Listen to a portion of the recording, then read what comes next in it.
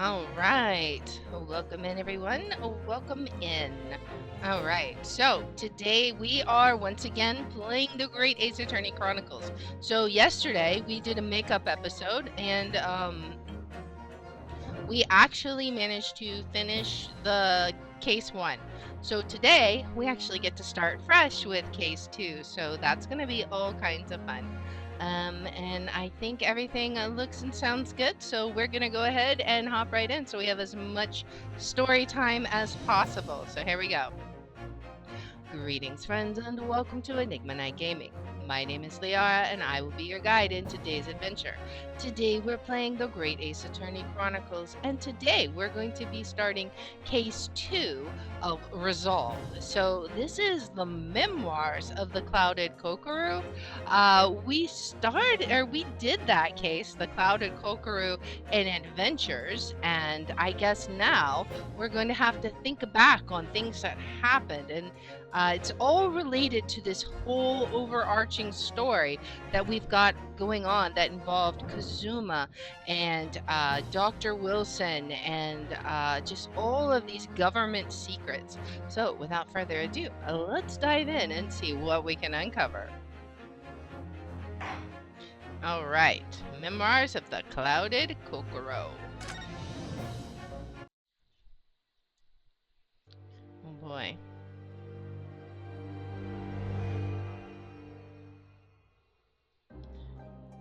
I wonder what we're going to find. It was a ghastly tale of a winter's night. One of an invisible killer and a crime perpetrated on the pavement along Briar Road. That's right, where As the the victim knife lay was at flung out death's the door, window. The mystery of just who had stabbed the young lady from behind had been resolved. But no sooner had my friend saved that Eastern Exchange student from his harrowing plight than in the dim, flickering shadows of gaslight did a second bizarre crime rend the stillness of that very night. This is the one that we haven't heard about. I dare say most can still recall the sensational headlines of the day.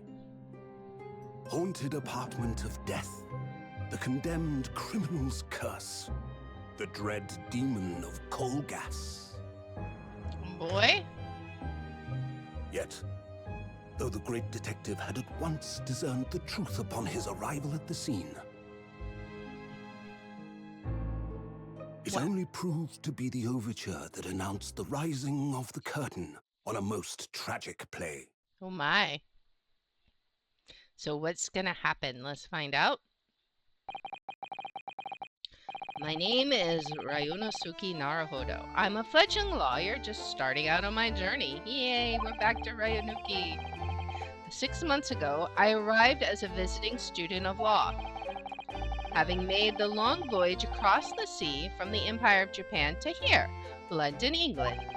And on the way, in quite extraordinary circumstances, I made the acquaintance of a world-famous detective. Yeah, and this is our little office. Currently, I reside in the attic of the detective's own lodgings where I run my legal consultancy, of sorts. I've successfully defended a number of clients in Britain's highest court, the Old Bailey.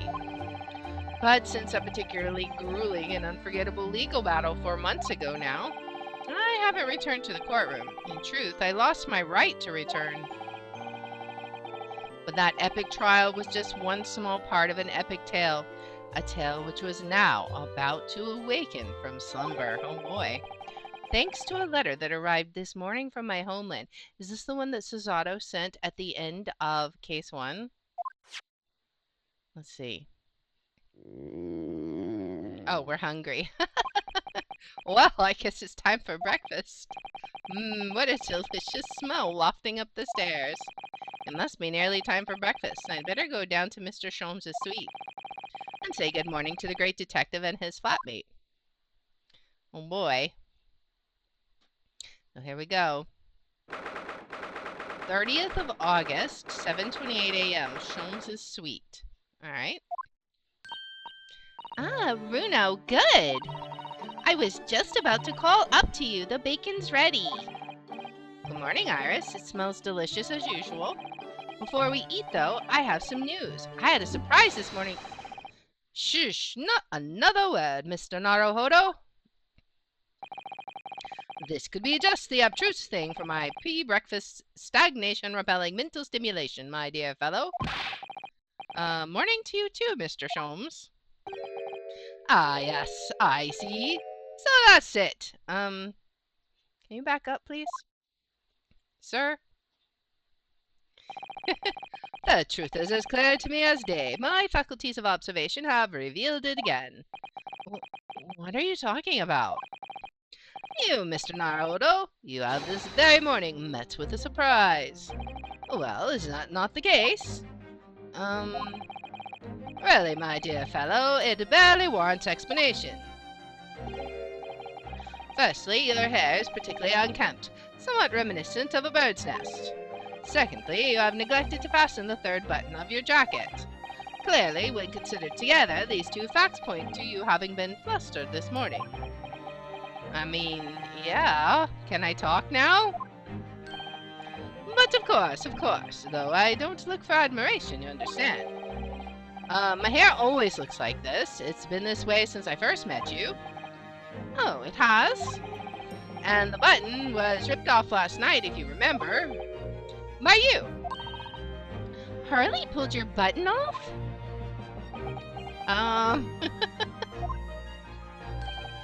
Ah, yes, I recall the incident now. It was after supper, was it not?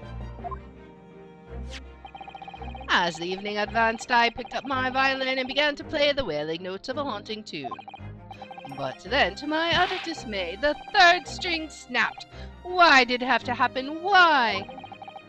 Little wonder, then, that in my vexation I grabbed the first button I saw and ripped it from its proper place. Well, I'd like it back now, please.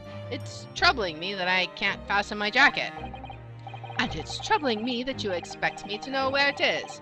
Somewhere thereabouts on the floor, one presumes. Helpful. What matters at the present time, my dear fellow, is simply whether or not my deduction was unerring. But Harley, Bruno said it when he came in, didn't he? I had a surprise this morning.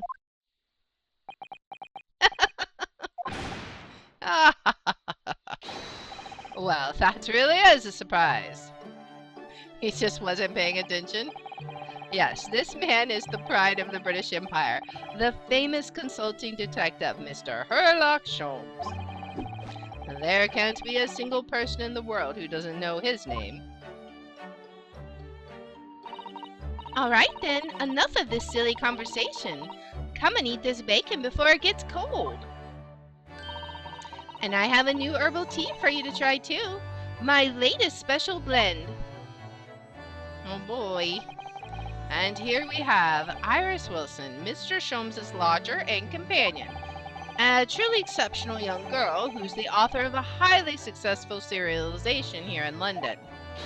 Yes, The Adventures of Sherlock Holmes, as published in Rents magazine. She's also the daughter of, we think she's the daughter of Dr. Wilson who was killed.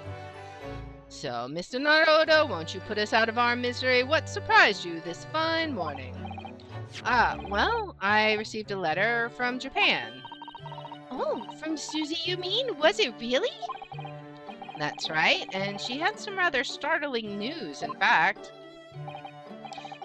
Intriguing indeed. You must tell us all about it over breakfast. Oh yes, what fun!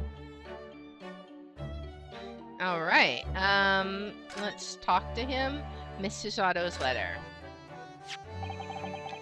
This is the letter that arrived from Japan this morning by international post. Oh, how lovely! Look at Susie's beautiful writing. I wish I could read it. And how is your judicial assistant faring, may I ask? She's very well, thank you. In fact, according to what she's written, she actually appeared as a lawyer at the Japanese Supreme Court and won a case.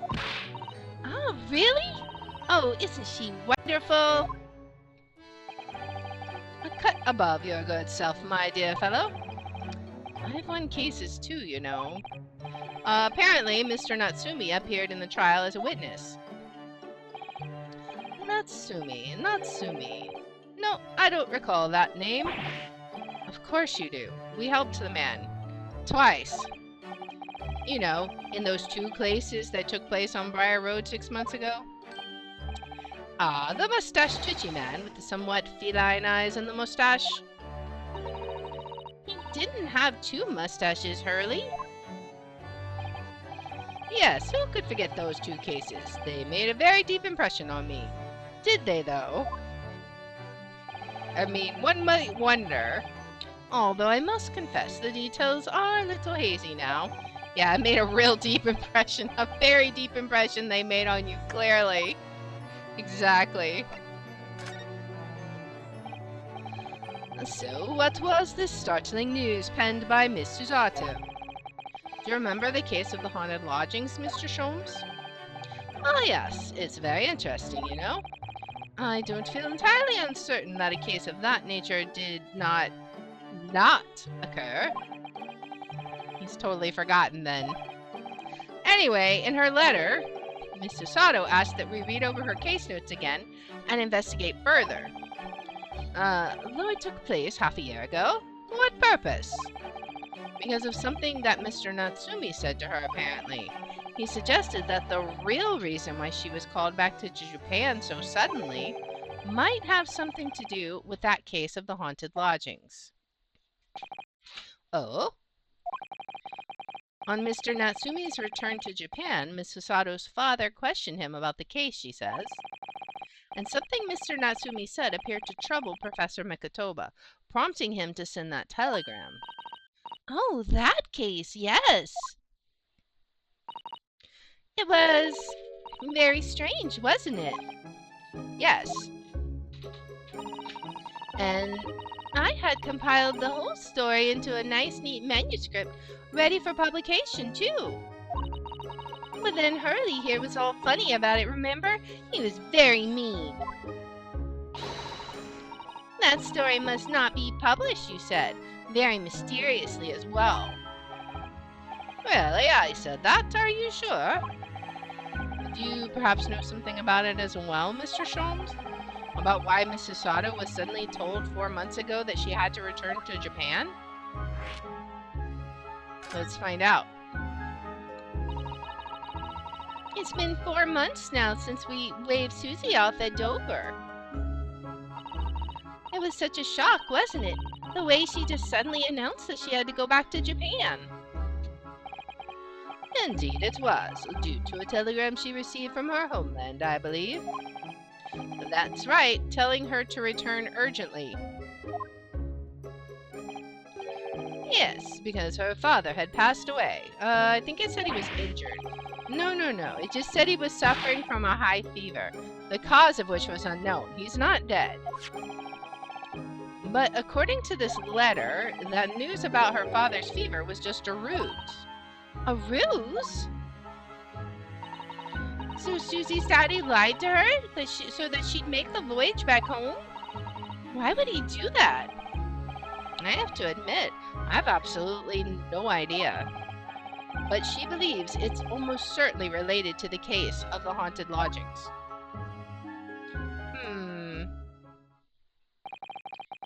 Summoning her back to Japan so suddenly like that, I wonder what Miss Susato's father is hiding. Hurley, do you know what it's all about? He's already dressed. He's like, I'm ready to go. Ah, well, who can say? What? But you said...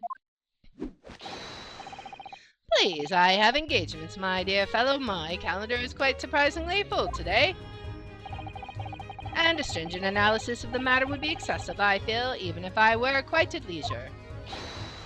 So, man the fort in my absence, won't you, Iris? I will, Hurley. Don't worry. See you later. Alright.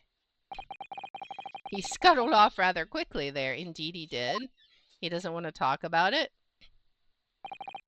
I think perhaps Professor Mikotoba isn't the only person hiding something here.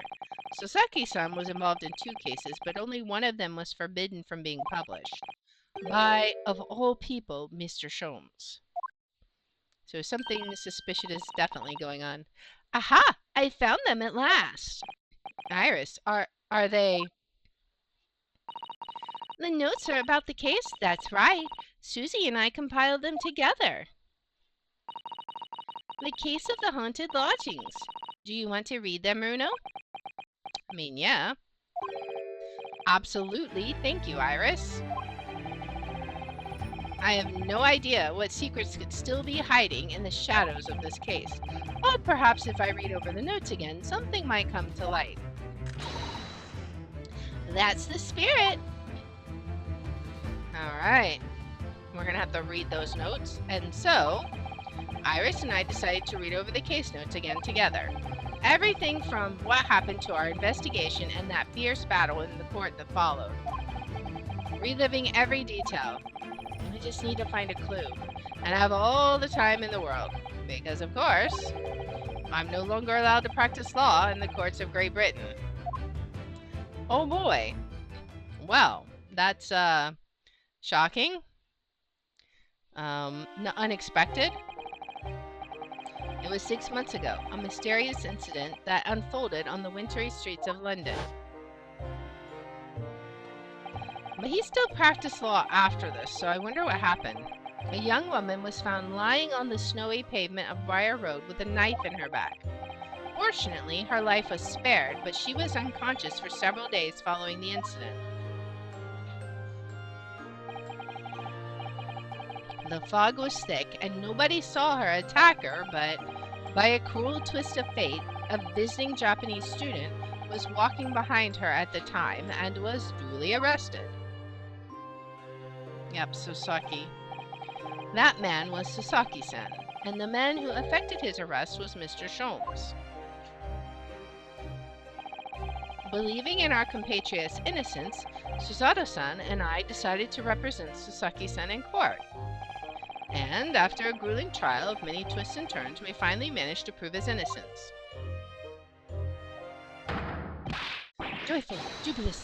Joyous, jubilant jubilation was the man's reaction after the trial. But his jubilant jubilation was short-lived. What happened next? We received a telegram from Mr. Sholmes the following morning.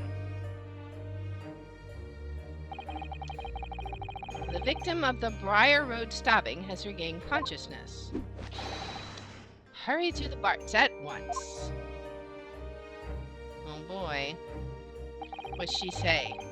So Susato-san and I summoned a hansom and headed immediately to the hospital. What do we find out? It's going to be interesting. 21st of February, 5:30 a.m. St. Bartholomew's Hospital, recovery ward. Well, there you are at last. Good morning, Mr. Sholmes.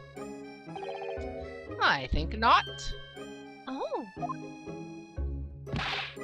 You're late. What on earth took you so long? Your telegram only arrived at 5 o'clock, Mr. Sholmes, and it's a 20-minute ride to the hospital. That's right, and it's 5:30 now. I think we made very good time. The time is utterly irrelevant. The fact is, I have been waiting for what has felt like an eternity. And of course that's what matters.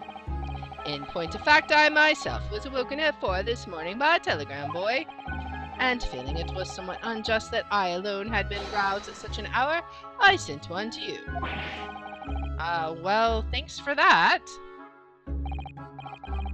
Anyway, you're here now, so the victim is over there. She only just regained consciousness. Oh boy. You should introduce yourselves, and I shall observe from here. Of course. So that's the lady who was found on the snow-covered pavement with a knife in her back. Her name is... Ah yes, here we are. Miss Green. Alright, well first let's examine what's all around, because all of this stuff is new, and there's a rat on the ground. Let's see what we can examine. Anything? There's this. This rounded wooden figure isn't the most charming, is it? Ah, I don't think that's a decoration, Mr. Naruto. It's an artist's mannequin, I believe, used when practicing sketching the human form in different poses. Really? It's not exactly what you'd call a typical figure for that purpose, though, is it? No, I suppose not. I confess I've never seen one quite so full-figured before. Well, if you want to draw a full-figured person, it's the right tool for the job. Alright. Got a photograph here. Look, there's a photograph in this frame here. Oh, okay, maybe that's like the one who uses the mannequin, right? Oh yes, it's a picture of a young gentleman. He looks to be about the same age as Miss Green, I would say. Perhaps the young woman's special someone, do you think? Could be, or related, one of the two. My, Mr. Naruhodo, I didn't know you had a sense for the matters of the heart. Not in the least. I sincerely said the first thing I thought of. Alright, and then we got an easel there. Anything else? What's this say? Ah, this looks like the patient's treatment notes. Let's see.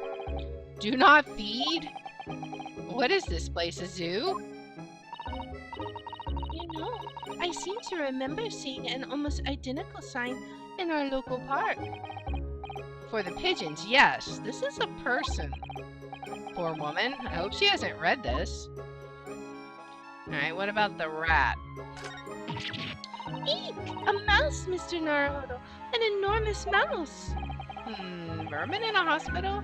That doesn't seem the best. But it looks like a very healthy specimen, doesn't it? It's very plump. I'm not sure we can say that's down to the excellence of this facility, if that's what you were thinking. Alright, she's got a bag here. That must be the bag of Miss Green's personal belongings. She would have been brought directly here after she was found stabbed on the pavement, though. I expect a friend or family member probably brought some things for her. Alright then, let's see what's inside. A change of clothes, no doubt, and... No, Mr. Naruhodo, you must never scrutinize a young maiden's personal belongings.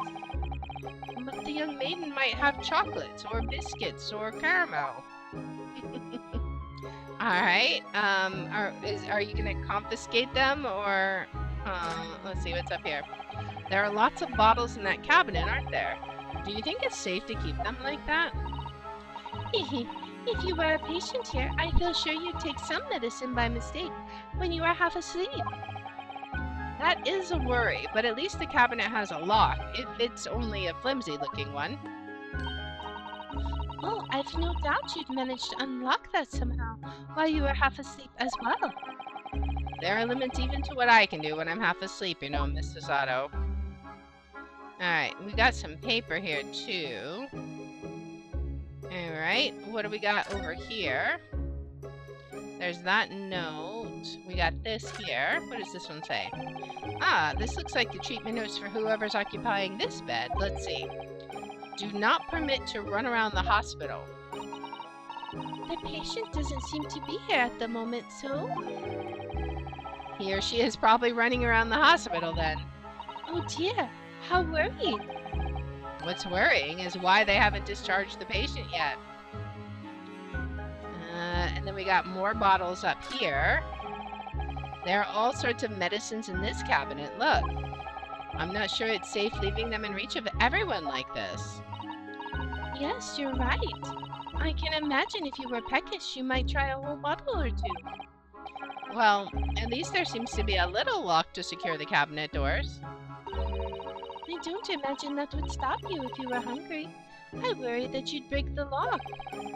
Hunger doesn't turn me into a criminal, you know, Mrs. Otto.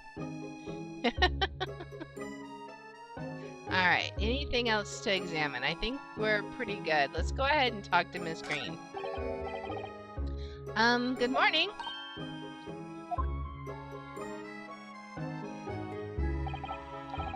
Hello, I'm, Ryonosuke Naruhodo from the Empire of Japan. Oh no, was it your knife that, are you the man who... No, I'm a lawyer. A And I'm Susato Mikotoba. Pleased to meet you. Oh no, was it your knife then? Are you the one? No, I assure you. I'm Mr. Naruhodo's judicial assistant. We heard that you'd regained consciousness and wanted to come give you our best wishes. Best wishes for me? Thank you. I'm Olive Green. I'm an artist. Well, no, that's not right, is it? What I mean is, I'm trying to be an artist. Well, what I really mean is, I desperately want to be an artist. But the truth is, I don't have any talent. I know I don't. It's no wonder I was stabbed in the back. I don't think that's related, actually. Gosh, this young woman seems to bend over backwards to put herself down. Seeing as we're here, we should ask her about what happened from her perspective, I suppose. Alright. To suddenly be struck in the back by a blade as you were walking along the pavement. What a terrible experience you had, Miss Green. It was so cold that day, and the fog was so thick, I couldn't see a thing. That was 4 days ago now, I think. Is that right? Yes, that's right. I'm afraid you've been comatose all that time. But the case has been solved, hasn't it? Well, I've been here in the hospital, I mean. Indeed it has, my dear madam. Spectacularly by none other than I, Sherlock Sholmes. Mr. Sholmes, as you well know, it was Mr. Naruhodo's hard work in court that solved the case. Are you yet to hear what happened, Miss Green? Yes, I'm afraid so. A gentleman from the police force is supposed to be coming to fill me in shortly. Oh, I see. Me coming around seems to have made everyone frantically busy. I'm so sorry. I should never have regained consciousness. It was selfish of me. Oh no. We're all so relieved you're on the mend, Miss Green. Really we are. With that kind of attitude, maybe her surname should be Blue, not Green. And she's like, I'm blue, da-ba-dee-da-ba-da. Alright, about yourself. Let's find out about her. So, you're an artist, are you, Miss Green? Oh no, I couldn't possibly claim that. I'm a fledgling artist at best. I mean, I'm a student of art, really, at the Thorndike Academy of Fine Arts. Oh my, an Academy of Fine Arts? Great Britain is such a wonderful country. Tell me, Miss Green, do you live hereabouts? Oh, no, actually. I don't deserve it, but I have a little flat on Brixton Road. I see. How very interesting. Oh, no, is it? Brixton has some 10 steps away on the underground from here. And Thorndike Academy is a mere 3-minute walk from Brixton Town Centre. Does that matter, Mr. Sholmes? Perhaps not, but Briar Road is far less salubrious part of town by comparison, dwelt in by those of inferior means, including the maleficent Mr. Moustache. Inferior means? I suppose Sasaki-san does fit the bill.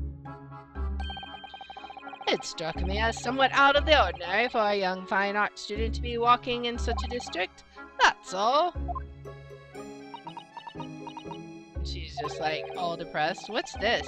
She suddenly clammed up. Mr. Sholmes, you should be ashamed of yourself prying into a young maiden's private affair. Oh dear me, do forgive me. If you don't mind, I'm being discharged shortly, so I need to pack up my things. Oh yes, of course, we won't keep you. Thank you so much, Miss Green. Alright, so she's gotta pack up. Is there Mr. Narrowfodder here? Mr. Narrow Fodder. Narrow Fodder now? Well, if you're looking for Naruhodo, the lawyer, that's me, but... Ah, Mr. Narrow Fodder, good, this is for you. It's a message from Mr. Saucy Nutsmeg. What kind of names? Mr. Natsumi sent a message to me? But why would a policeman be delivering a message from Mr. Natsumi? Exactly, what's going on? What's a Scotland Yard constable doing playing delivery boy at this time in the morning? What are you waiting for? Let me see that. Oh,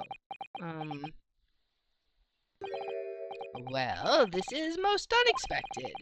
Is something wrong, Mr. Sholmes? Is something wrong, Mr. Sholmes, he says. Have you not seen this note? I mean, dude, you just took it from us. How could we have seen it?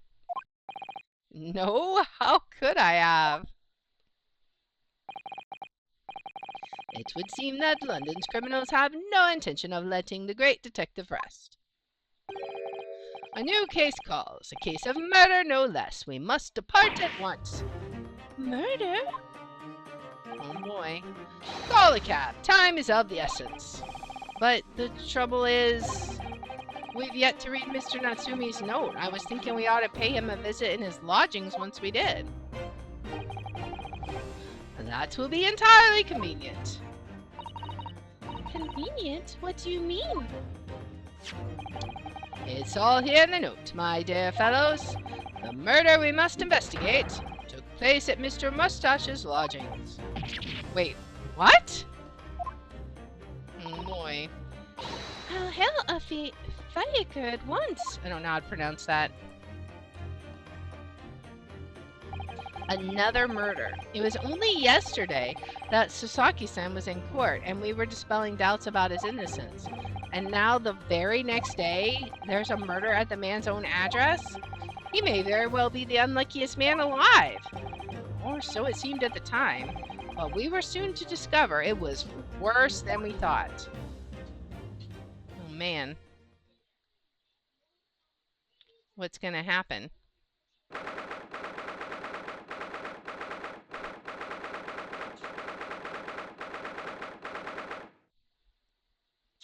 21st February, 7:18. Mr. Natsumi's lodgings, ground floor. Oh, that's the guy. Okay, I wondered why he never made a reappearance. He showed up at the beginning of case 3, just kind of like, you know, I don't know, acting weird, and then like never showed up again for the rest of adventures. And I was like, okay, whatever. But here we go. Here he is. What on earth? Oh my, the gentleman is deceased without question. He's dead. Locum student, Mr. Naruhodo, Esquire. Mr. Natsumi. Oh, why? Why is this happening? Why to me? I've only just got out of court yesterday. I was finally home after 2 days of misery. And then I wake up the next day to this. No early bird should catch a worm like this. Woeful worm without wiggle. I see you're in high spirits again this morning, Mr. Mustache. Ah, not the horrible Herr Lock Sholmes. Shoo, shove off. Show yourself at the door. I never invited you. Mr. Sholmes came here with us. I'm quite sure he'll be able to help you, Mr. Natsumi. I am entirely at your disposal, Mr. Mustache. What can I do for you? There. Tisk, here they are, already. Busybodies. Inspector Gregson, what a pleasant surprise. Pleasant, is it? Gives me heartburn every time I see your face at the crime scene, Sholmes. Ha! I deduce, Inspector, that your heartburn is a result of your excessive consumption of fried food. Good morning, Inspector. This is a crime scene. Don't you go touching anything. Or good morning to you too, Sunshine? Oh boy. So I wonder what we'll be able to examine. We'll have to see. He might not let us look at anything. I said hands up. You're gonna mess up my crime scene. Oh, no, I just wanted to look, that's all. No chance. I know you're kind. You'll mess it up just by looking at it. Ugh, so someone's in a bad mood. There's certainly some bad air, isn't there? Alright. It sounds like I'd better talk to the inspector first and try to curry some favor. Alright, fine. So, Inspector, what was the victim's name? Who was he? Mr. William Shakespeare.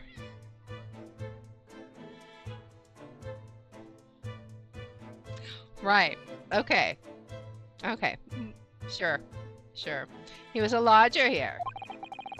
As you can probably tell, he was an actor. A bit of a dead loss as it happens, or just dead. Mr. Shakespeare. It was the landlord, old Mr. Garadab, and the other lodger, Mr. Natsumi, who found him. The fellow didn't rise at his usual hour, so Garadab got worried and kicked the door down. But doesn't Mr. Garadab have a bad leg? Ah, yeah, you're right there. It was that jittery Japanese hunchback over there who actually did the kicking. Really? Sasaki-san? The victim was pretty hard up, it seems, even done some time inside for petty crimes. He had no money, no place to go, and no friends. His only acquaintances were the people in this house. A miserable life and a miserable end to it. So, what exactly is Mr. Natsumi still doing here? He's not involved in the investigation, so shouldn't you have sent him away from the crime scene? Well, I'm not saying it's because the fellow looks odd or anything, or that he acts suspicious, but I thought it would be prudent to take a statement from the cohabiter. You nearly said culprit there, didn't you? Oh dear. Mr. Natsumi appears to be under suspicion again. It certainly seems that way. He does just come across as such an odd fellow, doesn't he? Poor man. How unfortunate. Anyway, I can't say much until the coroner gets here. But I don't think the fellow's been a goner that long. The body's still warm. Even if the inspector would allow it, I don't think I could bring myself to touch a dead body. Alright, so is there anything else we can look at? I don't think we can actually look at anything on the crime scene. We can just observe visually, I think. And then I guess we'll talk. What's over here? I'm just curious. Oop. I didn't mean to do that. Alright, past this.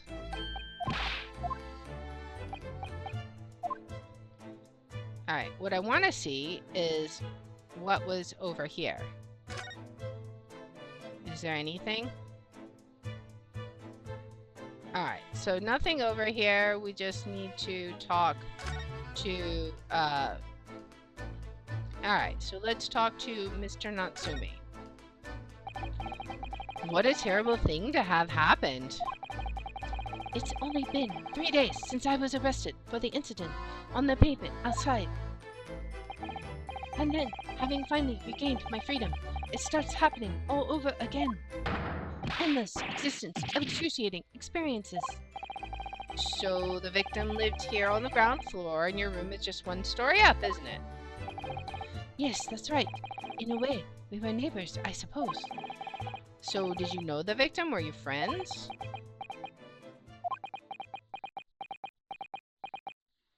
Dot dot dot dot dot dot dot. Lots of dot dot dots. Hey, Zavengor, welcome in. How's it going? What's the matter with Sasagi-san now? It was an innocent enough question, wasn't it? Why does he seem so shaken by it? Well, I suppose he wasn't a complete stranger. But did he ever invite me to his room? Never. On my honor, I swear it. What an extreme reaction. You're probably wishing you'd never asked now, aren't you, Mr. Naruhodo? Maybe just a little bit. Yeah, probably. When we found him here, I felt wretched, which is why I sent word asking you to come. Through that inspector, over there. Oh, there's Mr. Herlock Sholmes. We'll talk to him now. Mr. Sholmes, what are you doing? Ha! You need only observe to know it, my dear fellow. Investigating naturally. There's nothing natural about that pose. Yeah, it looks like you're running in a still photo. Mr. Sholmes, have you made some miraculous discovery? Patience, my dear madam, patience. We've not been here in this room 5 minutes. So far, all I've managed to deduce is what actually happened. Well, as long as that's all you've deduced. My goodness! But isn't that everything we need to know, Mr. Sholmes? Now that you propose the idea, I believe one could indeed see it that way. At the present time, I have managed to draw 2 incontrovertible conclusions. The first, that there was a physical struggle here last night in which the victim fought for his life. Ah. Mr. Natsumi, what's wrong? Is something that Mr. Sholmes said significant somehow? No, don't mind me. Forget I was here. Okay. And my second conclusion is that there was a poison lingering in the air here last night that passed the victim's lips. Nonsense! Alright, Mr. Natsumi, why are you reacting so extremely to Mr. Sholmes' deductions? No. Please, pretend I'm not here. That's basically impossible. Invisible, ineffable, inscrutable, insignificant. Impossible to ignore. You must tell us everything, Mr. Sholmes. Spare no detail. Oh boy, are we gonna have a deduction extravaganza? But of course, let the theatrical tragedy before us be unraveled by my great deductions, presented for your pleasure in 2 acts. We've heard some truly astounding great deductions from Mr. Sholmes in the past. No doubt this will be no exception. What miracles will befold our eyes this time? So, my dear fellows, for your delight and wonder, let the curtain rise. For Herlock Sholmes, Logic and Reasoning Spectacular, Act 1. Oh joy, joy, oh joy. The game is afoot. Alright, so our first topic, the cause of death, and we think that... Alright. Careful observation of the victim reveals to us the events that transpired in this disconsolate room last night. Foam at the mouth of the deceased clearly indicates the use of poison. Next to the victim, we notice a large dining plate, which contains, you will observe, 1/2 of a sizable bar of soap. Meaningful, indubitably. Why is the soap set so purposely upon the dish? Like the victim's last supper. In fact, yes. Would it be that the man was about to eat it? Of course, the fork reveals the answer. It appears the young man's appetite was his undoing. Taking up arms in the form of his cutlery, the victim engaged in a deadly battle for his life. Yet the struggle against his hunger was in vain, for in the end he couldn't resist devouring the slippery feast. But London's foul soap is besmirched by foul poison. Yes, the victim's life was claimed by poison that tainted the contents of this plate. The soap and the lather about the young man's mouth are too perfectly matched to ignore. The cause of death was clearly intoxication due to excessive ingestion of foul soap. Okay. Though personally I have greater interest in the taste of foul candle wax, of course. Gross. Alright, so, poisoning from soap ingestion. No. Alright, topic 2, suicide or murder? The cause of death identified, we proceed to Act 2, where we ponder the next question. Was this suicide or murder? The audience will recall that death occurred during the victim's Last Supper. Did the man dine and die alone? A single teacup suggests the answer. To draw a conclusion on such meager evidence would be foolish, however, certainly. The careful criminal could have absconded with his own cup to cover his tracks. Oh, well, allow me to lift the veil of doubt, my dear fellow. Indeed, what reveals the answer, of course, is the broken lock. I mean, the lock's broken because they kicked it in, right? Though forced open now at the time of the incident, this door was locked. And the sole key was in the victim's pocket. In other words, when the victim consumed the poison, he must have been alone. Alone with his inferior soap, from which he wafted an inferior scent. And with that acrid aroma lingering in the air, the victim met his tragic end in tragic solitude. We can take comfort only in the fact that his soul was well cleansed on its way to the hereafter. Wow, the puns. That's like so bad. No possible perpetrator present. Okay, disagree. Thus concludes the final act of Herlock Sholmes' great deduction. Wow, it's definitely time to course correct that one for sure. Look at Susato's face. She's like, There's a bunch of dotting going on. There's just one thing, Mr. Sholmes. You are disposed to identifying just one thing, aren't you, Mr. Naruhodo? Pray, what concerns you? Well, no matter how hungry he was, you really think the man would have eaten soap? It is quite apparent that this man had barely a penny to his name. It is a curious thing, but to one so destitute, soap can suddenly appear quite irresistibly appetizing. How extraordinary! In truth, I have tried a little soap myself in the past. You've eaten it, you mean?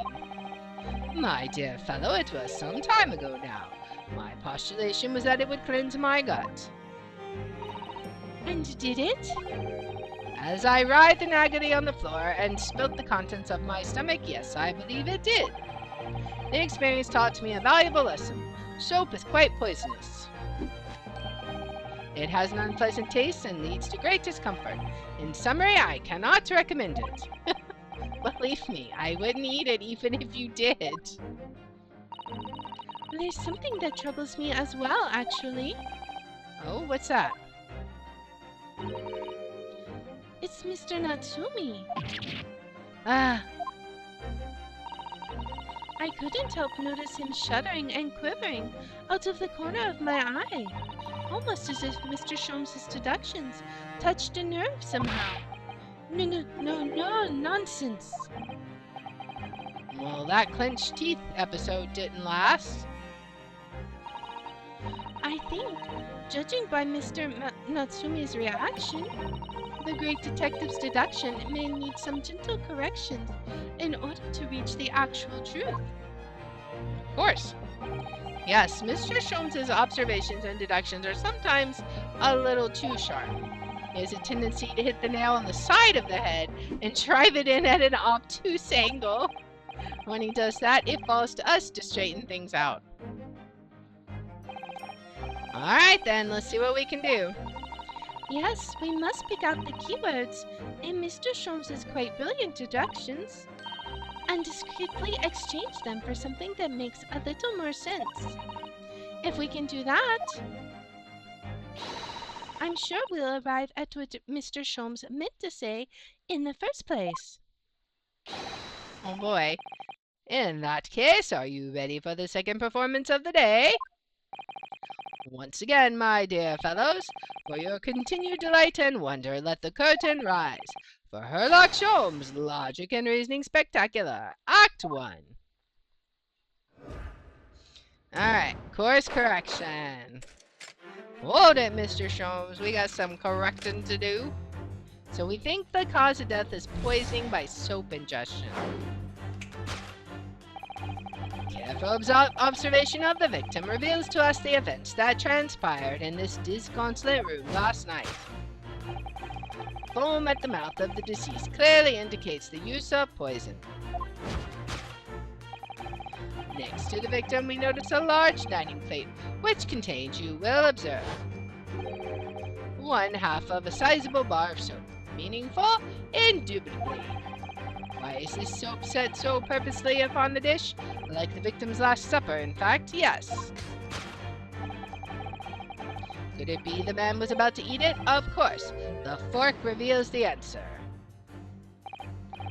Well, you can't deny that a fork implies the man was eating something or about to eat something. Yes, that's true. If I were to decide to eat some soap, I should prefer to use a fork than to attempt it with chopsticks. And of course, only half the bar of soap is left on the plate. But might there be some other explanation? Something material that proves whether or not the man really ate some soap. Alright, so let's look. We have the teacup.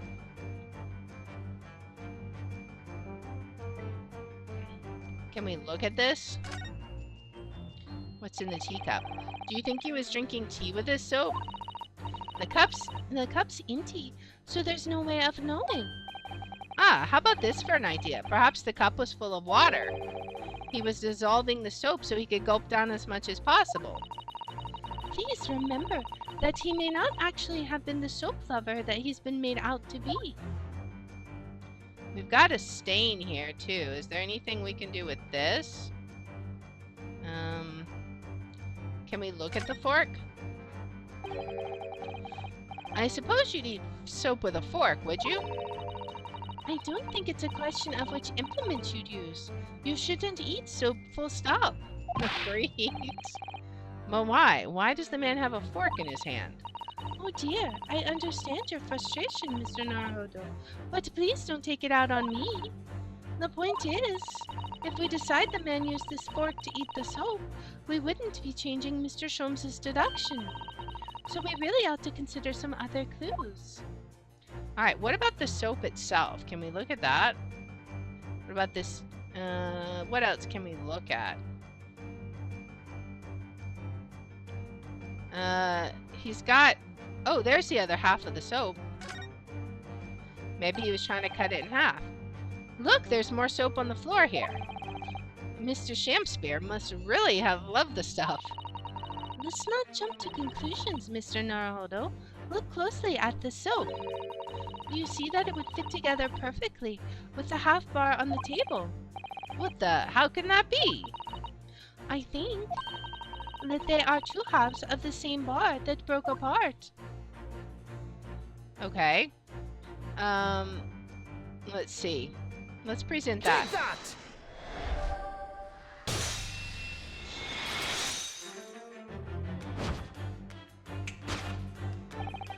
Could it be that the man was about to eat it? Of course, the other piece of soap reveals the answer. It being the other half of the soap on the table, in short, the victim was not eating soap at all. But it's obvious, really, for no depths of hunger could drive any man to attempt to eat soap. Even I, with my unquenchable thirst for practical knowledge, took only a single bite. But that begs the question of how the man was poisoned, because there's no sign of any food on the table. An excellent observation, Mr. Naruhodo, and one that furnishes us with the answer we seek. For London's foul soap is besmirched by foul poison. Yes, the victim's life was claimed by poison that tainted the contents of the plate. Not if he didn't eat soap. Mr. Sholmes is still pushing the soap argument then. Perhaps he's suggesting the man licked the soap rather than ate it. If the soap in London is that poisonous, I don't think I'd want to be washing my hands with it. But there are no signs of any food in this room at all. Of course, food isn't the only thing that passes people's lips, is it? That's going to be the cup, right? Yes, a Western vessel for serving infusions of dried tea leaves. It's a teacup, Mr. Naruhodo, as you well know. Stop putting on airs. And it's empty. Ah, so we've already established that the victim wasn't eating soap when he died. However, there's significant evidence to suggest he was drinking tea. My thoughts exactly. So we present that.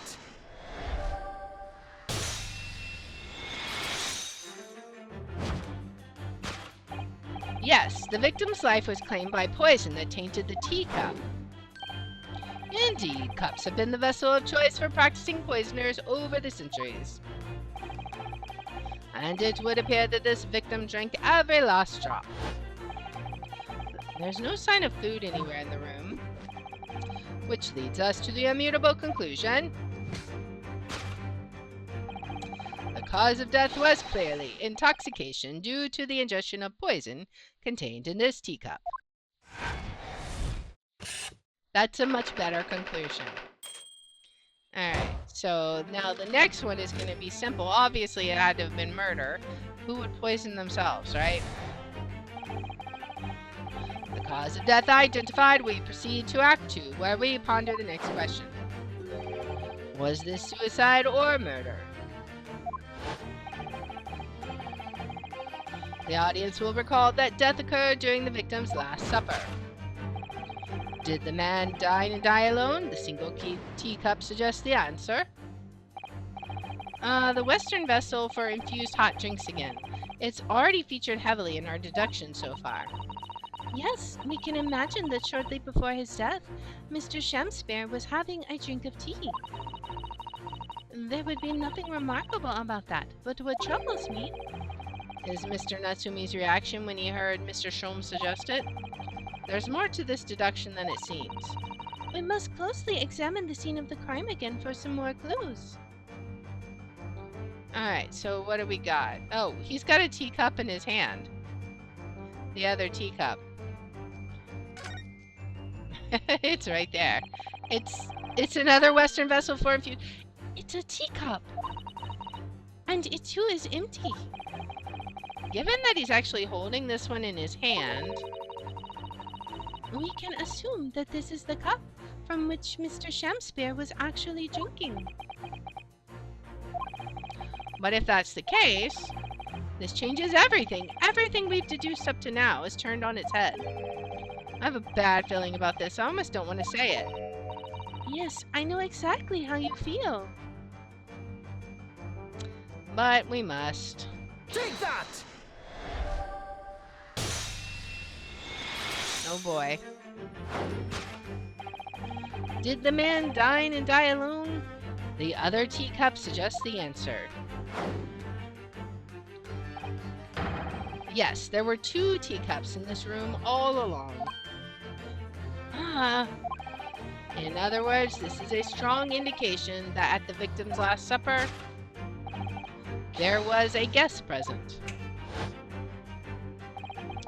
At the very least, we can say now with certainty that somebody else was here in this room last night taking tea with the victim. What are you talking about? Utterly, unbelievably, unjustly, unreasonable. To draw a conclusion of such meager evidence would be foolish, however, certainly. In which case, what more can we deduce about this possible guest at the table? Well, allow me to lift the veil of doubt, my dear fellow. Do you mean to say you know who exactly was in the room at the time of the victim's death? Indeed, what reveals the answer, of course, is the broken lock. I'm not sure I like where this deduction is going now.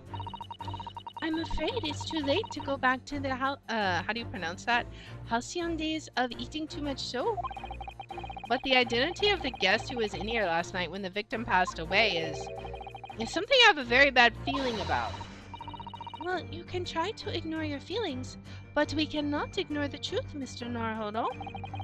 No, I suppose not. Time to look around again. We have an empty bottle. It's empty. Empty of liquid, but full of air. That makes you think, doesn't it? it makes me think you're full of hot air. We should be thinking about who else was in the room at the time. Father Susadison's quip in response was cleverer than my original riddle. We also have some books. Can we look at the books?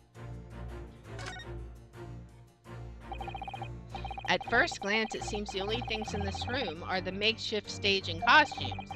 I overlooked these 3 books initially. I wonder what they are. Let's see. The titles read, The Picture of Monsieur Legault, Canterbury Yearnings, and A Meal for Gabaro. Those are the 3 books that Sosaki-san had gotten, right? Wait, I'm sure I've heard those titles before. It could just be an incredible coincidence, but they're the exact same 3 books that Mr. Natsumi purchased the other day. What? Yes, on the day of the unfortunate incident when Miss Green was stabbed. Sosaki-san had just been to a bookshop and bought them, that's right. And now those 3 titles are here in the room of the victim. Yet Mr. Natsumi claims never to have been here before. What does this mean, do you think? I really don't know what to make of it. Alright. Sadly. Pile of familiar books. Indeed. What reveals the answer, of course, is the pile of familiar books. Right, so it's no mere coincidence that these 3 titles are here in this room. It's the link to the truth.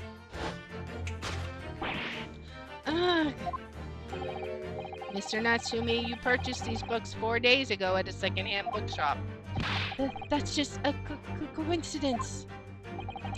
In that case, you will be able to bring the same 3 titles from your own room, will you not? This very moment. He cannot? No, never, non-negotiable. This guy.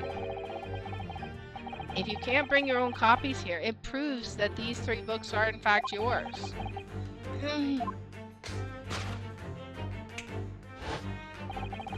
Having purchased the books 4 days ago and returned to your lodgings, you were arrested the very next day. So you could conceivably have brought the books here on that evening, but you never mentioned that. In other words, you could have only brought these 3 books here to the victim's room. After he got out, or the dancing. Last night, having returned to your lodgings after the trial concluded at the Old Bailey.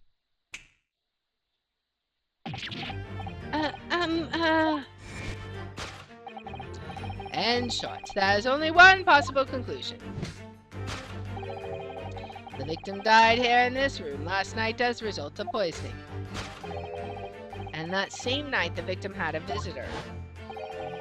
And that visitor...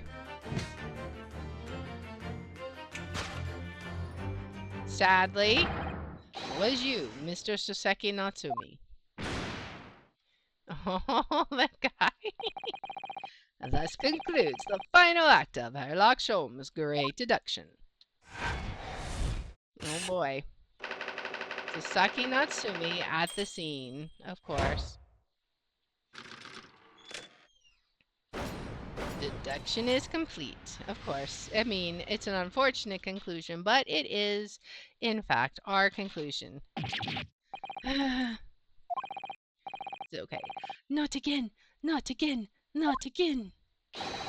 Not again! Well then, Mr. Natsumi, it would appear you're going to have to accompany me down to the yard again. But wait! Hold your horses! Yes. Door, key, locked, entry, exit, entirely impossible! He's so flustered, he's being even stranger than normal. What, you think that's an alibi? You could have just made a copy. What? You live in the same building after all. You'd have plenty of opportunity, I'm sure. Misery me! Poor guy. Sorry, sir. You'll get your chance to give your side of the story later. The facts speak for themselves, Mr. Mustache. Ugh, you horrible Herlock Sholmes. He really has found himself an arch rival now, hasn't he? Come on now, no dilly-dallying. Outside, there's a carriage waiting. Welcome, student, Mr. Naruhodo Esquire. I never imagined I'd be in this position again, but you'll have to help me, please, please. I'm innocent. Alright, I understand. We'll come to your cell later and talk about it. One more thing. Oh, yes? My poor little kitty cat. Please give him his breakfast for me. Oh, poor kitty. And so, his evil curse still apparently unbroken, Sasaki-san found himself once again the prime suspect in the case of murder. That guy. Thanks to the incriminating deductions of the great detective. He's just like, job well done. My dear fellow, that honor belongs to you. I mean, yeah, it does. It does belong to us. Whoops.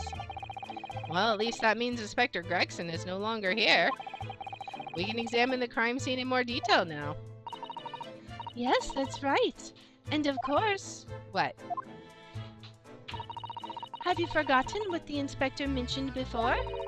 It was the landlord, Mr. Garadeb, who discovered Mr. Shamspear. Ah, Mr. John Garadeb, yes. I expect we could find him in his sitting room on the top floor as usual. Right, we must remember to go and talk to him later then. Alright, well, we will begin our examination of the crime scene and interviewing our suspects in the next episode. So this is going to be interesting to see how this plays out and exactly how this case somehow made it so we can't practice law again, because we know he practiced law after it. So we'll see as we continue to go through the case. But if you like this kind of content, please make sure to like, subscribe, follow, share, all that good stuff. If you want to watch live, we're on Twitch at twitch.tv/TheR27. I have my schedule posted in the about and in the description. And if you want to see which games we're playing each day, I post them on x.com/TheR27. And I hope you'll join me in the next one. Until then, guys, bye. Alright, let's go ahead and give it a quick little save. We are saving here. Alright. Awesome, awesome. And now, we are going to call it for today. So, we'll be back here tomorrow at 3 p.m. Central Time. We are going to be playing some more Shadows of Doubt. Maybe we'll be able to catch that murderer. I don't know. I'm getting kind of desperate to be able to figure out who it is. They've just been evading us left and right. We might be able to find an apartment. We have a ton of money. Surely we can find some kind of nice living place. We'll have to see. And then afterwards, we are going to be playing the Room 4. So, this one is a little different in the sense of it's not broken down into particular chapters because all the pieces seem to be interconnected. So we have been investigating several different rooms and we've unlocked some more things that we can continue to investigate. So it's kind of interesting to see how all the pieces fit together, and we will be looking at that tomorrow, all starting at 3 p.m. Central Time. For now, I think we will go ahead and read Daedalus. He's playing Elden Ring. We haven't said hi to him in a while, so we'll go ahead and hop on over there. And then, yeah, so sounds good. I hope you guys enjoyed it, and I'll be back here tomorrow at 3 p.m. Bye!